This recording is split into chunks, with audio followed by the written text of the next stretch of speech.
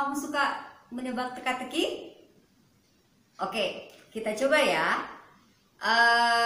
Dari yang makan keluar makanan, dari yang kuat keluar manisan.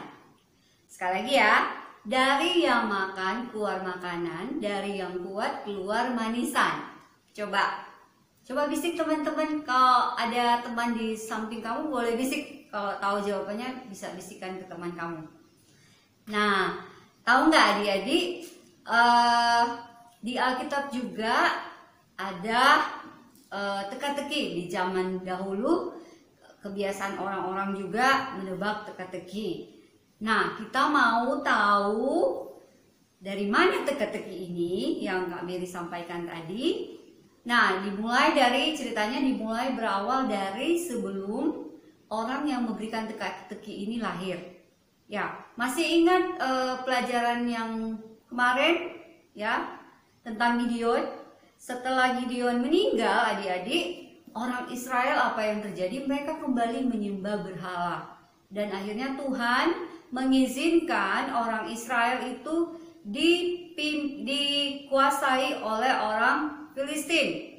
Nah, mereka dikuasai oleh orang Filistin, dan orang Filistin ini orang yang tidak takut akan Tuhan. Mereka tidak takut akan Tuhan, mereka menyembah berhala yang namanya Dagon. Ya, karena mereka menyembah berhala, akhirnya Tuhan mengizinkan orang Filistin untuk menguasai mereka. Nah, mereka berseru kepada Tuhan.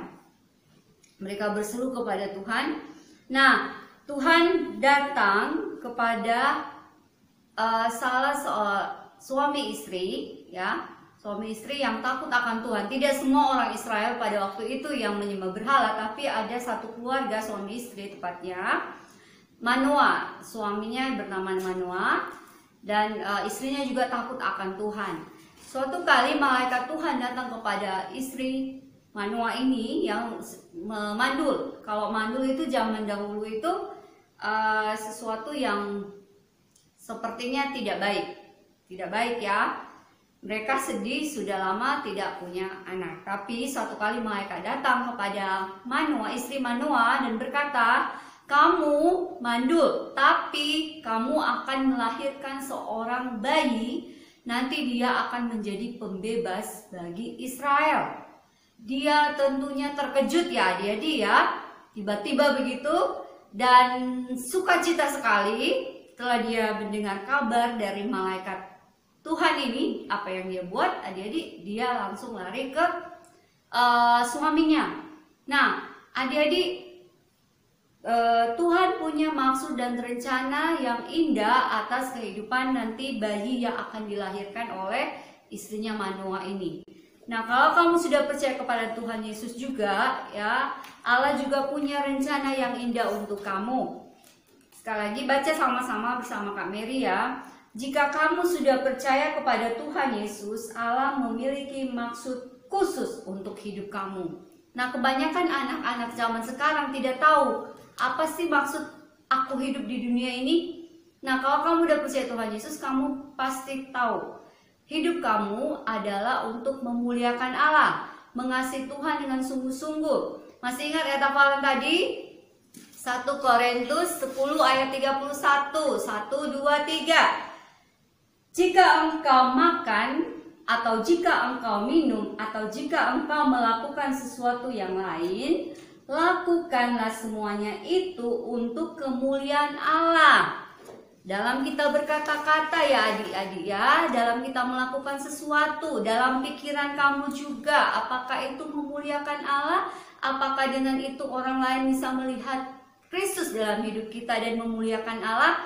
Nah, kita perlu mempertimbangkan semuanya itu. Karena jika kamu udah percaya Tuhan Yesus, ingat Allah punya maksud khusus dalam hidup kamu, seperti yang Tuhan rancangkan atas kehidupan bayi yang akan lahir nanti dari anaknya Manoah dan istrinya ini. Nah, setelah diberitahu oleh istrinya bahwa mereka akan memiliki seorang anak, apa yang dilakukan oleh Manoah? Dia berdoa.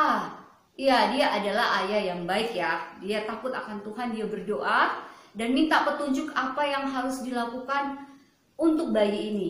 Jadi Tuhan sampaikan melalui malaikat itu bahwa istrinya tidak boleh minum anggur, dan nanti bayi ini tidak boleh rambutnya dipotong karena bayi ini adalah nazir Allah. Adik-adik tahu apa arti nazir? Nazir itu adalah orang yang diserahkan kepada Tuhan. Orang yang diserahkan kepada Tuhan, ya. Nazir Allah. Nah, jadi benar saja adik-adik, setelah tahun berikutnya mereka mendapatkan seorang bayi, dan coba tebak siapa nama bayi ini? Dikasih nama oleh Manoa sama istrinya, Simson. Iya, namanya adalah Simson. Nah, Simson bertumbuh dewasa ya, jadi remaja. Dia jadi remaja, dan kemudian dia suatu kali berjalan di Filistin, di perbatasan namanya Timna ya adik-adik ya. Di situ dia bertemu dengan seorang gadis cantik.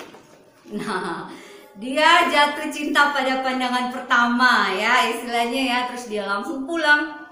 Dia pulang ke rumahnya dan dia bilang, "Mama, Papa, saya mau menikah sama perempuan ini, gadis Filistin ini."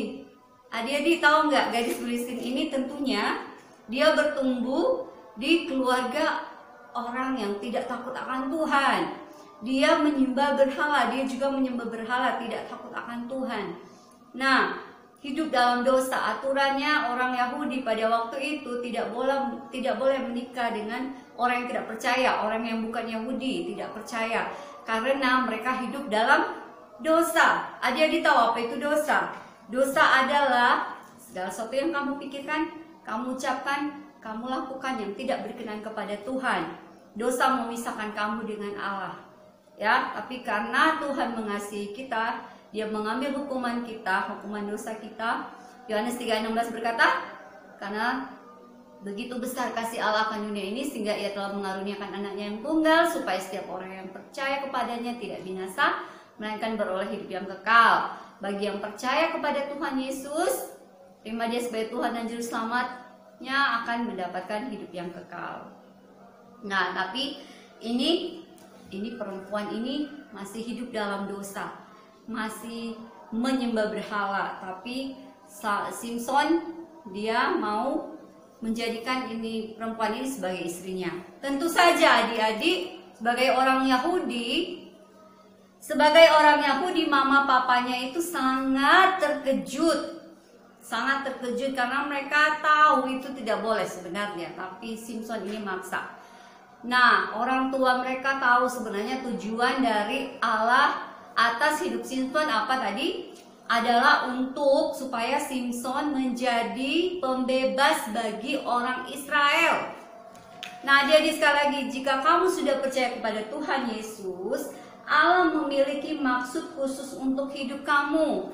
Apa itu adik-adik? Supaya kamu hidup memuliakan Allah dalam semua yang kamu lakukan, apa yang kamu katakan juga, apa yang kamu pikirkan juga, biarlah itu semuanya memuliakan Allah. Biar orang lain bisa melihat, oh ternyata dia anak Tuhan, dia sopan, dia baik, dia nggak melawan, dia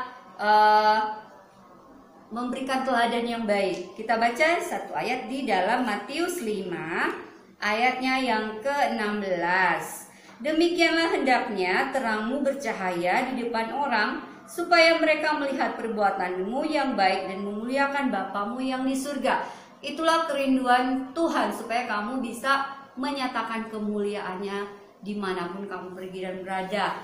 Tapi Simson ini mungkin dia tidak terlalu memikirkannya ya. Dia hanya memikirkan gadis itu, gadis Timna yang cantik itu, orang Filistin. Jadi dia paksa orang tuanya untuk ambil gadis itu jadi istrinya. Nah, akhirnya mereka pergi ke Timna, orang tua Simson, dan Simson sendiri dalam perjalanan adik-adik, Simson ini ketemu dengan singa. Tapi waktu itu tidak ada orang tuanya ya. Tapi roh Tuhan menguasai, pada saat itu roh Tuhan menguasai Simson, dan dengan tangan kosong ya adik-adik, dia mengalahkan singa itu, dan singa itu mati karena Tuhan yang beri dia kekuatan ya adik-adik ya. Terus mereka kembali lagi balik ke Yehuda.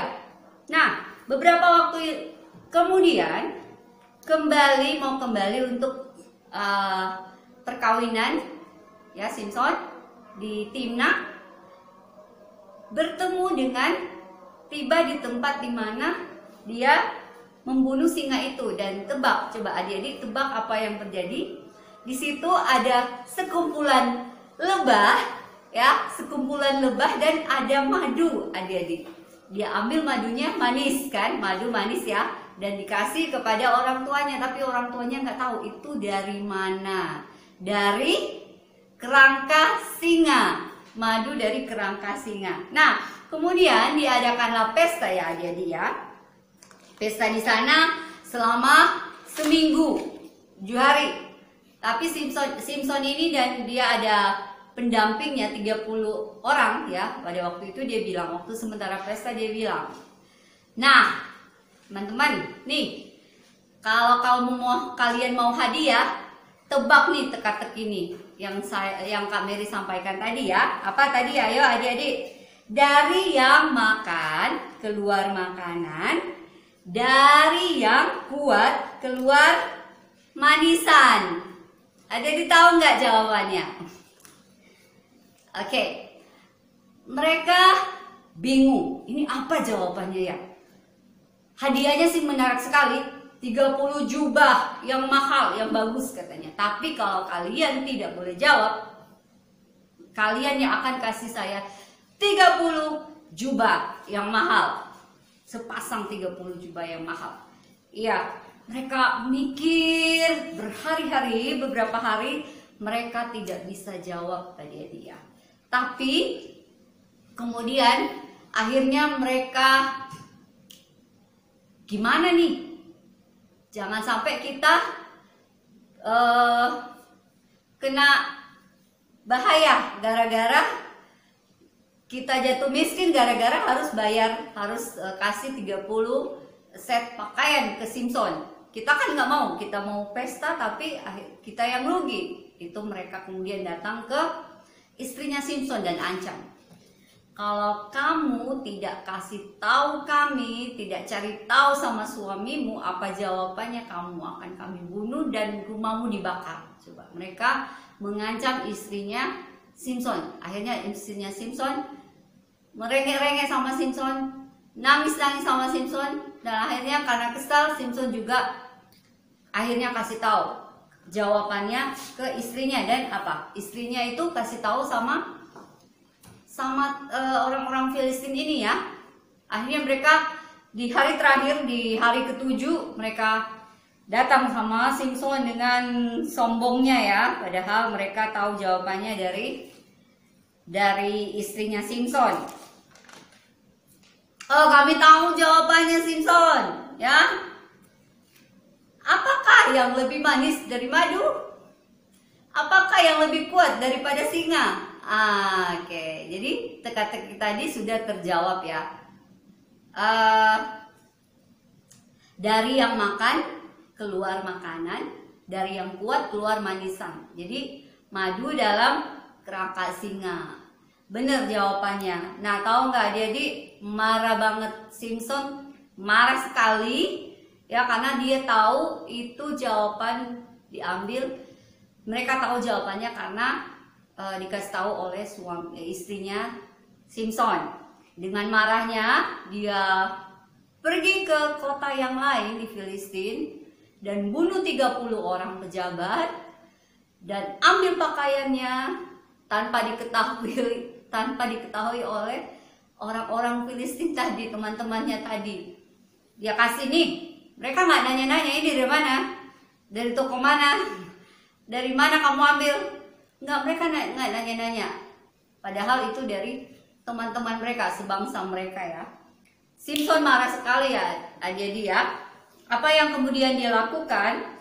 Kemudian dia juga pergi mengambil 300 serigala adik-adik dan mengikat mereka sepasang-sepasang. Terus di tengah-tengah itu, di ekornya itu diikatkan satu obor yang menyala. Kemudian dilepas ke ladang-ladang orang Filistin yang pada saat itu sudah siap untuk dituai. Bayangkan, itu kering kan, semuanya udah siap mau dituai. Ladang gandumnya, dan ada juga kebun-kebun yang lain yang luas sekali adik-adik ya.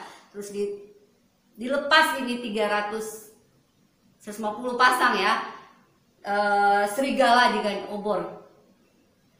Kemudian hangus semuanya ya adik-adik ya, hangus semua, gagal panen, semuanya kering, ludes, tidak berbekas. Marah sekali. Apa respon dari orang Filistin ini? Mereka marah sekali. Ini siapa ini? Siapa yang menyebabkan ini terjadi kerugian yang sangat besar? Orang Filistin. Ketahuanlah bahwa itu perbuatan dari Simson. Nah, ini gara-gara ini ya, gara-gara dia marah sama istrinya.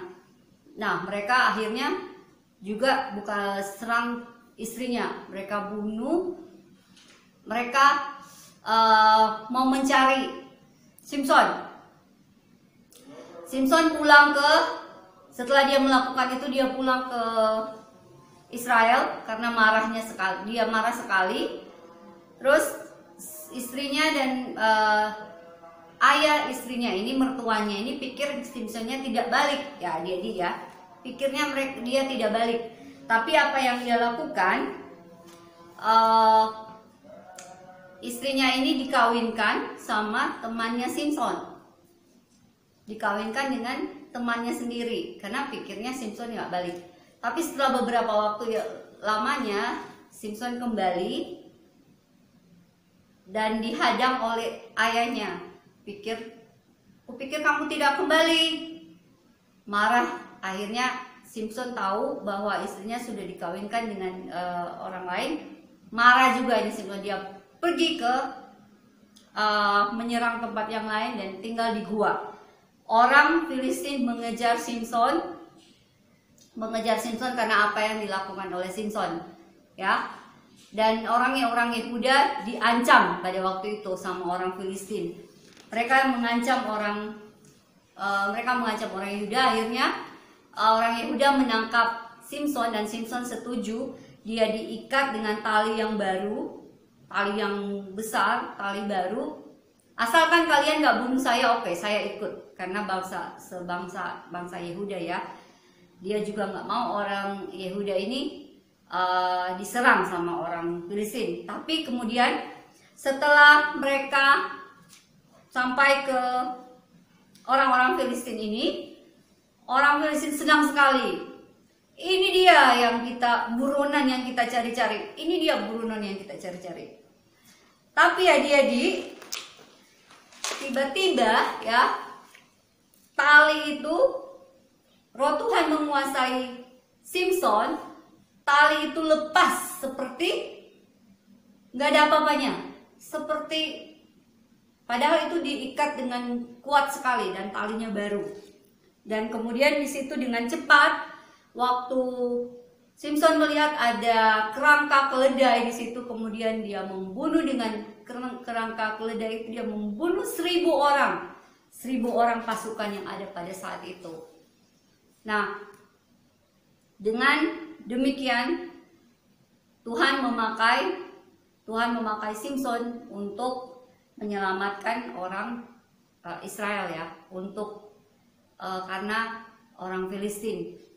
Nah, adik-adik, sekali lagi, kamu juga, jika kamu sudah percaya kepada Tuhan Yesus, Allah memiliki maksud khusus untuk hidup kamu.